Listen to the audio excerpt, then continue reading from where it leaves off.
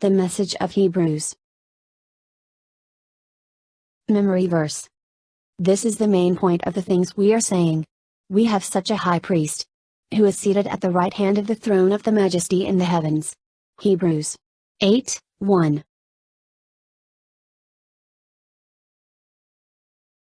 What is the main message of Hebrews? Jesus. Jesus is the main subject of this book. He fulfilled all the promises God had made in the Old Covenant, and he represents the realities of the New Covenant. We will look at 5 ways Jesus is introduced in the book of Hebrews. Jesus is our King. But to the Son he says, "Your throne, O God, is forever and ever, a scepter of righteousness is the scepter of your kingdom." Hebrews 1:8. God gave Adam and Eve dominion over this world. Satan usurped it when they sinned. God promised that a seed would restore humanity. Later, David was promised that a king from his lineage, the seed, would govern the world and free it from the power of the enemy. Who did it? According to Hebrews.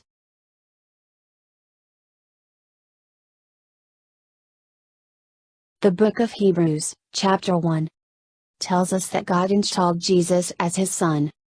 He introduced Jesus to the heavenly court. And he enthroned him.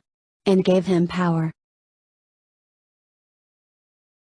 Jesus is our representative. But Christ was faithful as a son over his own house. Whose house we are. Hebrews 3:6. God adopted Israel as his children. He promised them that he would dwell with them, and that he would give them rest from their enemies. In return, they had to be faithful. After some time, those promises were transferred to David's lineage. After all, it was easier for a single person to be faithful than a whole nation. Therefore, the king represented the people. However, none of David's descendants were completely faithful. Some of them were really wicked. Jesus was perfectly faithful.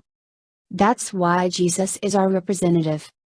The promises that God made to his people were fulfilled through Jesus. God's blessings flow through him. Jesus is our champion. For indeed he does not give aid to angels, but he does give aid to the seed of Abraham. Hebrews 2:16. Israel wanted a king to judge them and to lead them in combat. Hebrews introduces Jesus as our defender, the champion who fights for us. Like David against Goliath, Jesus fought against Satan in our place. He took the armor, fought against the enemy, and won the war. We are part of his army, the church. We also take the armor and fight along our brothers and sisters. He is our champion who will lead us in the battles to come. Victory is guaranteed, thanks to our champion, Jesus. Jesus is our high priest. Where the forerunner has entered for us, even Jesus, having become high priest forever according to the order of Melchizedek. Hebrews 6:20. What did Israel's priests do? They were mediators between God and humans. They offered sacrifices to be forgiven and purified. They taught God's law. They blessed others in the name of God. Jesus assumed this role when God appointed him, under oath, priest according to the order of Melchizedek. So we no longer need earthly priests to intercede on our behalf. On the other hand, we all are collaborators of Jesus. We are royal priesthood, offered as sacrifices of praise to God. Jesus is our mediator in the new covenant.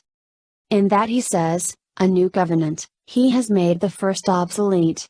Now what is becoming obsolete and growing old is ready to vanish away.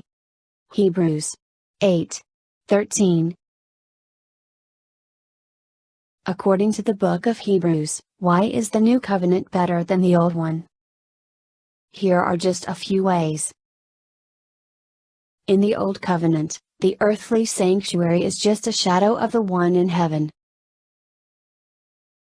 Animal blood was replaced by Jesus' blood once and for all.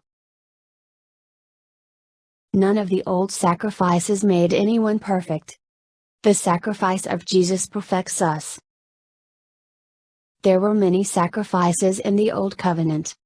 But now Jesus is the one and only sacrifice that we will ever need.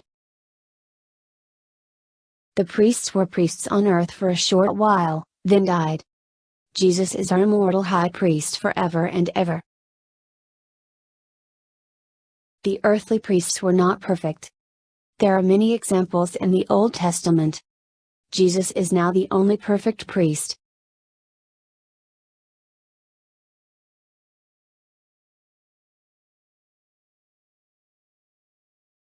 Jesus consented to take human nature, that he might know how to pity, and how to plead with his Father in behalf of sinful, erring mortals. He volunteered to become man's advocate. And he humiliated himself to become acquainted with the temptations wherewith man was beset, that he might succor those who should be tempted, and be a tender and faithful high priest.